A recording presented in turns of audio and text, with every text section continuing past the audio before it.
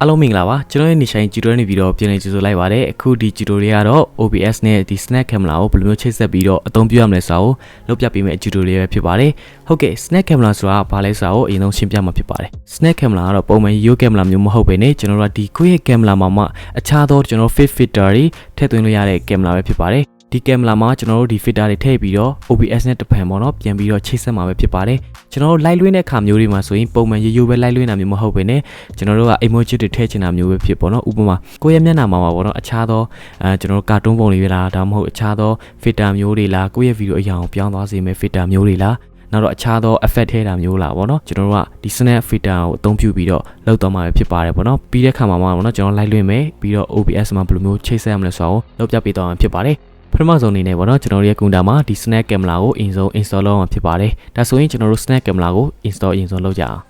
်ပထမဆုံးအနေနဲ့ပေါ့နော်ကျွန်တော်တို့ Google Chrome တစ်ခုပဲဖြစ်ဝင်လိုက်ပါပြီးတဲ့အခါမှာကျွန်တော်တို့ snap camera ဆိုပြီးတော့ရိုက်ထည့်လိုက်ပါရိုက်ထည့်ပြီးပြီဆိုတာနဲ့ဒီမှာ snap camera ကိုနှိပ်လိုက်မယ်ပေါ့နော်ဒီ snap camera ဆိုရင်ကျွန်တော်တို့ကို free သုံးခွင့်ပေးပါတယ်ကျွန်တော်တို့ဘာမှလည်းဝယ်စားမလို့ပေါ့နော် free download ပြီးတော့ကျွန်တော်တို့လွယ်တကူနဲ့အသုံးပြုလို့ရပါတယ်ခင်ဗျာဒါဆိုရင်ကျွန်တော်တို့ကဘယ်လိုမျိုး download လုပ်ရမလဲဆိုရင်တော့ဒီမှာတွေ့ရတဲ့အဝိုင်းအောင်ပေါ့နော် download ကိုနှိပ်လိုက်မယ်ပြီးတဲ့ခါမှာကျွန်တော်တို့ snap camera ကိုကျွန်တော်တို့ကအသုံးပြုမယ်ဆိုရင်ပေါ့ကျွန်တော်တို့တတိထားမှာတော့ကျွန်တော်တို့ရဲ့ဒီ OS ပေါ့နော် operating system ကတော့ကျွန်တော်တို့ Windows 10ကနေပြီးတော့အသစ်ပေါ့နော်အဲ့မှာသုံးလို့ရမယ်ဒါမှမဟုတ်ကျွန်တော်တို့ဒီ Mac OS ပေါ့နော်အဲ့မှာတွေအသုံးပြုလို့ရမယ်ပေါ့အနည်းဆုံးကျွန်တော်တို့ရဲ့hardware ဘိုင်းမှာဆိုရင် i3 ထိရှိရမယ်ဖြစ်တယ်ပေါ့နော်သူတို့ကတော့ပြထားတယ်ပေါ့အဲဆိုရင်ကျွန်တော်တို့အောက်ဆင်းလာမယ်ဒီ program ကိုကျွန်တော်တို့ download မှာဖြစ်တဲ့အတွက်ဒီနေရာမှာ select မှတ်ထားပေးမယ်ပြီးတဲ့ခါမှာ I am not robot ဆိုပြီးတော့အဲ့ဒါလေးကိုကျွန်တော်တို့အမှတ်ချစ်ပေးရမှာဖြစ်တယ်ပြီးတဲ့ခါမှာကျွန်တော်တို့ရဲ့ကွန်ပျူတာမျိုးစားပေါ်မူတည်ပြီးတော့ Mac လားဒါမှမဟုတ်ကျွန်တော် PC လားဆိုတဲ့အပေါ်မှာကျွန်တော်တို့က PC ဆိုရင် PC ကျွန်တော်ကွန်ပျူတာ PC ဖြစ်တဲ့အတွက်ကျွန်တော် PC ကို download လိုက်ပါဖြစ်ပါတယ်ဒါဆိုရင်ခဏလေးစောင့်ပေးပါဒီနေရာမှာကျွန်တော် snap camera ကို download လုပ်ပြီးဖြစ်ပါတယ်ကျွန်တော်အနေနဲ့ download ပြီးဆိုရင်ကျွန်တော် download မှာရှာလိုက်ပါပြီးတဲ့ခါမှာ double click နှိပ်လိုက်ပါ double click နှိပ်ပြီးဆိုရင်ကျွန်တော်အနေနဲ့ run ကိုနှိပ်လိုက်ပါမယ်ပေါ့နော်ပြီးတဲ့ခါမှာကျွန်တော် next ကိုသွားလိုက်ပါပြီးရတဲ့ next ကိုပဲထပ်သွားမယ်ပြီးရတဲ့ကျွန်တော်ဒီနေရာမှာ okay ပေါ့နော်ကျွန်တော်တစ်ခေါက် install ဘူးတဲ့အတွက်ပေါ့နော်ဒီနေရာမှာသူပြနေလိမ့်မယ်ကျွန်တော် yes လို့ပဲပေးလိုက်မယ် okay ပြီးတဲ့ခါမှာ next ကိုဆက်သွားမှာပေါ့နော်ဒီနေရာမှာကျွန်တော်တို့က program ကိုမှကျွန်တော်က desktop မှာတင်ချင်တယ် shortcut အနေနဲ့ထားထားခြင်းနဲ့ဆိုရင်အမှတ်ချစ်ပေးထားပါပေါ့နော်ကိုယ့်ရဲ့သဘောပါပဲကျွန်တော် next ကိုဆက်သွားမယ်ပြီးတဲ့ခါမှာတော့နောက်ဆုံးကတော့ install ပေါ့နော်install ပြီးပြီဆိုတာနဲ့ကျွန်တော်တို့ကဒီ program ဆက်သုံးလို့ရပါပြီခဏလေးစောင့်ပေးပါဒီကတော့ကျွန်တော် install လုပ်ပြီးပါပြီကျွန်တော်ဒီနေရာမှာအမှတ်ချစ်ထားပေးတဲ့အတွက် lens snap camera ပေါ့နော်ကဲကျွန်တော် finish နှိပ်လိုက်မယ်ဆိုရင်ကျွန်တော်ဒီ program ကပွင့်သွားမှာဖြစ်ပါတယ်ပွင့်သွားပြီဆိုရင်ဒီလိုမျက်နှာပြင်လေးဖြစ်နေမယ်အဲ့နေရာမှာဆိုရင်ကျွန်တော်က next ကိုသွားမယ်ပြီးတဲ့ခါမှာကျွန်တော် finish ကိုနှိပ်လိုက်ပါfinish ကိုနှိပ်ပြီးဆိုရင်ကျွန်တော်တို့ကဒီမှာကင်မရာကတော့ပေါ်နေမှာမဟုတ်ပါဘူးကျွန်တော်တို့ကကင်မရာကိုချိတ်ရမှာဖြစ်ပါတယ် webcam နဲ့ပဲဖြစ်ချိတ်ရအောင်မေးဒါမှမဟုတ်ကျွန်တော်တို့ရဲ့ကင်မရာနဲ့ချိတ်ချင်နေဆိုရင်ကျွန်တော်တို့ဒီ USB sound card လေးနေပေါ့နော်ချိတ်ပြီးတော့အသုံးပြုရဖြစ်ပါတယ်ဒါဆိုရင်ပေါ့နော်ကျွန်တော်ကင်မရာကိုဘယ်လိုချိတ်ရမလဲဆိုတော့လုပ်ပြပေးမှာဖြစ်ပါတယ်ဒါပေမဲ့ခဏစောင့်ပါအောင်ကျွန်တော်ရဲ့ကင်မရာနဲ့ကျွန်တော်ဒီ PC ကိုတစ်ချက်အရင်ဆုံးချိတ်လိုက်မှာဖြစ်ပါတယ် A few moments later ကျွန်တော်ကင်မရာနဲ့ချိတ်ပြီးပြီအဲ့ဒီအတွက်ကျွန်တော် snap camera ဖွင့်လိုက်မယ်snap camera ဖွင့်လိုက်မယ်ဆိုရင်ကျွန်တော်ဒီမှာပေါ့နော်ကျွန်တော်ကင်မရာနဲ့ချိတ်ထားတဲ့အတွက်ပေါ့နော်တန်းရောက်နေမယ်ကျွန်တော်ကင်မရာနဲ့ချိတ်ပြီးဆိုရင်တော့ပေါ့နော်အကယ်၍ကျွန်တော်ကင်မရာမချိတ်နေဘူးဆိုရင်ကျွန်တော်ဘယ်မှာသွားမလဲဆိုရင်တော့ကျွန်တော် setting တွေကိုသွားမယ်ပြီးတဲ့ခါမှာကျွန်တော်ရဲ့ဒီကွန်ပျူတာနဲ့ချိတ်ထားတဲ့ဟာကျွန်တော် USB sound card နဲ့ပေါ့နော်အဲကြောင့် USB video ကျွန်တော်ယူထားတယ်ကျွန်တော်ရဲ့ webcam ဆိုလဲ webcam ကိုယူပေါ့နော်နောက်တစ်ခုကတော့ကျွန်တော်ရဲ့ဒီ video ရဲ့ resolution ပေါ့1920ထိတော့မပေးဘူးပေါ့နော်920ထိပဲပေးတယ် okay အဲ့ဒီချိန်မှာကျွန်တော်တို့ရဲ့ဒီ microphone ကိုလည်းသူကထပ်ပြီးတော့ရွေးခိုင်းနေဘာဖြစ်လို့လဲဆိုတော့တချို့တော့ effect တွေမှာကျွန်တော်တို့အတန်တွေပါတယ်စကားပြောတဲ့ခါမျိုးတွေ voice change ဖြစ်သွားတဲ့ဟာမျိုးတွေပေါ့နော်ရှိတယ်ကျွန်တော်ကဒီ microphone နဲ့တုံးတာဖြစ်တဲ့ line เนาะဒီ audio box နဲ့ရွေးလိုက်မယ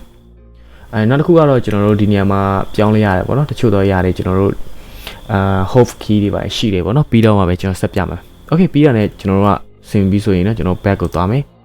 အဲ့ဆိုရင်ကျွန်တော်ဒီနေရာမှာဘာဆက်လုပ်မလဲဆိုတော့ဒီ snap camera လေးမှာကျွန်တော်တို့အောက်မှာကြည့်မယ်ဆိုအများကြီးပေါ့နော်ဒါပေမဲ့ internet ရှိဖို့လိုတယ်ဒါသုံးဖို့တော့ကိုကျွန်တော် live လွှင့်မယ်ဆိုရင်ကျွန်တော်ဘယ်ဟာကိုသုံးမလဲပေါ့နော် live ရှာလို့ရတယ်ပြီးတဲ့ခါမှာလည်းကျွန်တော်တို့ကတခုခုကိုကြိုက်တယ်ဆိုရင်လည်းကျွန်တော်တို့ကဘာမှလုပ်စရာမလိုလို့ what to do ပေါ့နော်ကျွန်တော်တစ်ချက်နှိပ်လိုက်မယ်အဲ့ဆိုရင်တော့ဒီနေရာမှာလဲနေတယ်ပေါ့နော်တစ်ချက်လေးစောက်ပေးမယ်အဲ့ဒီနေရာမှာကဲပြီးပြီဆိုရင်တော့ကျွန်တော်တို့ရဲ့မျက်နှာမှာပေါ့နော်effect ဝင်နေမှာဖြစ်တယ်ကျွန်တော် internet နည်းနည်းလေးနေတယ်ပေါ့နော်အဲကြောင့်ကျွန်တော် effect ဝင်နေတယ်နောက်ကြာတာအခုဆိုရင်တွေ့လားကျွန်တော်ပဲသွားသူက live ပြီးတော့သွားတယ်ဒီ filter ကိုကျွန်တော်တို့က live လွှင့်တဲ့ခါမျိုးမှာပုံမှန်ရိုး live လွှင့်တာမျိုးမဟုတ်ဘဲနဲ့ပေါ့နော်ပို့ပြီးတော့ဟိုပြောရင်ပျော်လေးဖြစ်အောင်ပေါ့နော်အဲ့လိုလုပ်ချင်တယ်ပေါ့အဲ့ဆိုရင်ကျွန်တော်တို့ကဒီနေရာမှာလည်းအမျိုးမျိုးရှိပါတယ် filter လေးပေါ့နော်ခဏလေးတော့စောင့်အောင်မယ် internet ကောင်းရင်တော့သူကတော့ပြောင်းတာမြန်တယ်အကယ် internet မကောင်းရင်တော့နည်းနည်းလေးတော့ကြာတယ်ပေါ့နော် okay ဒီနေရာမှာဆိုရင်ကျွန်တော်တို့ဒီ effect ပုံစံမျိုးလေးတွေပေါ့အကယ်ကျွန်တော်တို့ကြိုက်တယ်ဆိုရင်ကျွန်တော်တို့က map သားထားလို့ရတယ်ပေါ့နော်ဒီမှာ map ပေးထားလို့ရတယ်map ပေးလိုက်မယ်ကျွန်တော်တို့ကြိုက်တယ်ဆိုရင် map ပေးထားလိုက်ရင်ကျွန်တော်တို့ကဘယ်မှာလဲဆိုတော့ဒီ star လေးပြင်လာရင်ကျွန်တော်တို့ခဏတော့ကိုရွေးထားတဲ့ဟာကိုအလွယ်တကူနဲ့ပြင်လာပြီးတော့ရွေးချယ်ပြီးတော့အသုံးပြုလို့ရတယ်ပေါ့နော်ကျွန်တော်ကြိုက်တဲ့ဟာတွေ like ရှာလို့ရတဲ့ effect တွေကတော့အများကြီးပေါ့နော်တစ်ခါကတော့ကျွန်တော်ယူပေါ့နော်ပြန်ပြီးတော့ tutorial ရိုက်မယ်ဆိုတော့ကျွန်တော်ပြန်ပြီးတော့ program ကို install လိုက်တဲ့အတွက်ပေါ့နော်ကျွန်တော်မှတ်ထားတဲ့ဟာတွေတော့ပြောက်သွားနည်းနည်းကိုအကြိုက်တွေပေါ့နော်လိုက်ပြီးတော့ရွေးပြီးတော့ကျွန်တော်လိုက်လွှင့်တဲ့ခါမှာသုံးလို့ရပါတယ်ကျွန်တော်တို့အနေနဲ့ shortcut အနေနဲ့သုံးလို့ရတယ်ပေါ့နော်တချို့ຢာတွေကျွန်တော်တို့ effect ထည့်တဲ့ခါမျိုးမှာသွားပြန်ပိတ်စံမလို့ပဲကျွန်တော် shortcut ကိုနှိပ်လိုက်တဲ့ခါမှာ filter ပိတ်သွားတာမျိုးတွေလုပ်လို့ရတယ်ပေါ့နော် internet မကောင်းလို့ပေါ့နော်တိတ်ပြီးတော့ strong မဖြစ်တော့ဒီနေရာတွေကပေါ်တာလေးကနည်းနည်းနောက်ကျတယ်ပေါ့နော် okay အဲ့ဒါဆိုရင်ကျွန်တော်ကဒီ filter ကိုမှကျွန်တော်တို့ဘယ်လိုမျိုးထိန်းချုပ်မလဲဆိုတော့ shortcut အနေနဲ့ပေါ့နော်ကျွန်တော် setting ကိုလာမယ်ပြီးတဲ့ခါမှာဒီမှာပေါ့နော်ကျွန်တော် LAN ကိုပေါ့နော်ကျွန်တော်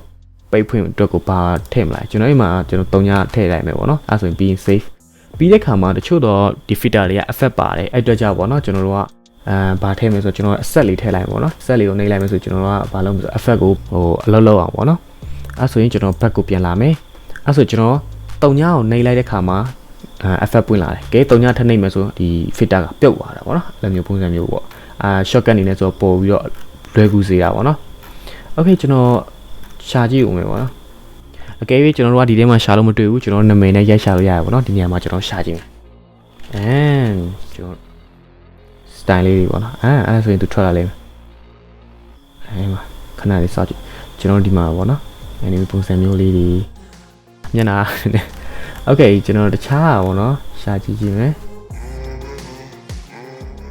ကြော်ညာတွေကတားဝင် okay ဒီနေရာမှာပိုင်းအောင်စပင်းလေးလားဟုတ်မျက်နှာရှယ်တော့သူကိုလိုက်လဲတဲ့အတိုင်းပေါ့နော်ကျွန်တော်လိုက်လွှင့်တဲ့ခါမျိုးတွေ yo အားလုံးမင်္ဂလာပါကျွန်တော်ရဲ့ရွေးရကြဲကျွန်တော်ကြိုက်ပြီး star ပေးလိုက်မယ်ဆိုကျွန်တော်တို့စိတ်ထားလိုက်ရပေါ့နော်ကျွန်တော်ဒီနေရာမှာလဲ shortcut တစ်ခါပြင်ရွေးလို့ပေးလိုက်ရတယ်ကျွန်တော်ပြန်ပြီးတော့ပြမှာပေါ့နော်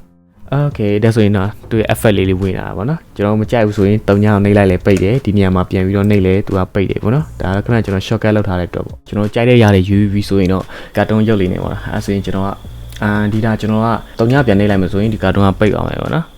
3ညကိုဖွင့်လိုက်မယ်ဆိုရင်ကာတွန်းကပြန်ဖွင့်လာတယ် okay ဒါဆိုရင်ကျွန်တော်က filter လေးတွေကိုကျွန်တော်မှတ်ထားတဲ့အတွက်ကျွန်တော်ဒီနေရာမှာဒီနေရာရှိနေပေါ့နော်ဒါပေမဲ့ကျွန်တော်တို့ live stream တွေပါလောက်တဲ့ခါမျိုးတွေမှာဆိုပြန်ပြီးတော့ဒီ snap camera မှာလာနေစရာမလိုဘဲနဲ့ shortcut အနေနဲ့လောက်ထားတဲ့အတွက်ကျွန်တော်တို့ live လွှင့်နေနေကျွန်တော် shortcut ကိုနှိပ်လိုက်ရုံနဲ့ပဲပေါ့နော်ကျွန်တော်တို့ဒီ filter တွေကပြောင်းနေတာကျွန်တော် snap camera မှာတစ်ခါပြန်လာစရာမလိုပေါ့နော်ကျွန်တော်အဲ့ဆိုရင်ဘယ်ကိုသွားမလဲဆိုတော့ဒီ star လေးကိုလာလိုက်မယ်ပြီးတဲ့ခါမှာကျွန်တော်ဒီနေရာမှာပေါ့နော်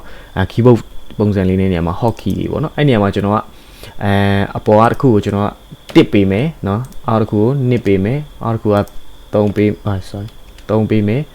ပြီးရင်ဒီတစ်ခုကို4ပေးမယ်ခု5 6 okay နော်ကျွန်တော်စေးနေလိုက်မယ်ပြီးတဲ့ခါမှာ back ကိုလာမယ်အဲ့ဆိုရင်ကျွန်တော်ဒီမှာပြီးရင် back အမားပြန်နှိပ်ပေးမယ်ပေါ့နော်ဒါဆိုရင်ကျွန်တော်လိုက်လွှင့်တဲ့ခါမှာကျွန်တော်ကအခုကျွန်တော်လုပ်ပြမယ်နော်ကျွန်တော်တစ်ကိုနှိပ်လိုက်မယ်ဒါဆို effect 1ကိုပြောင်းသွားပြီ effect 2ကိုနှိပ်လိုက်မယ်2ကိုပြောင်းသွား3ဆိုရင်3ကိုပြောင်းသွားတာပေါ့နော်အဲ့ဆိုရင်ကျွန်တော်က4ကိုသွားရင်4ကိုပြောင်းသွားတယ်ပေါ့နော်တစ်ချက်လောက်စောက်ပေးရမယ် internet ကြောက်ပေါ့ကျွန်တော်တို့ကခဏလေးစောက်ပေးရမှာဖြစ်တယ်ပေါ့နော်နံပါတ်5မှာကျတော့ဒီမျက်နှာမျက်မှန်လေးနဲ့ okay နံပါတ်6ကျွန်တော်နံပါတ်6လေးထားတာပေါ့နော်ဒါဆိုရင်ကာတွန်းမျက်နှာလေးနဲ့အဲ့ဆိုရင်ကျွန်တော်တို့ကဒီ snap camera နဲ့ကျွန်တော်တို့ဒီ OBS ကိုဘယ်လိုချိတ်ဆက်မလဲဆိုတော့လုပ်ပြပေးမှာဖြစ်ပါတယ်ဒါဆိုရင်ကျွန်တော်တို့ OBS ကိုသွားမှာပေါ့နော် OBS ကိုသွားမယ် OBS မှာသွားပြီးရင်ကျွန်တော်တို့အပေါင်းနေမယ်ကျွန်တော်တို့က camera view မှာဖြစ်တဲ့အတွက် video capture ကိုသွားမယ်ပြီးတဲ့အခါမှာကျွန်တော်နေရာမှာ okay snap camera ပေါ့နာမည်ပေးလိုက်မယ်ပြီးတဲ့အခါမှာ okay နေလိုက်မယ်ပြီးရင်ကျွန်တော်ဒီနေရာမှာ snap camera ရွေးလိုက်မယ်ဆိုရင်ကျွန်တော်ဒီ snap camera ကကျွန်တော် OBS တွေကိုရောက်လာပြီပြီး okay ပေါ့ဆိုရင်ကျွန်တော် snap camera ကိုနည်းနည်းကြီးလောက်လိုက်မယ်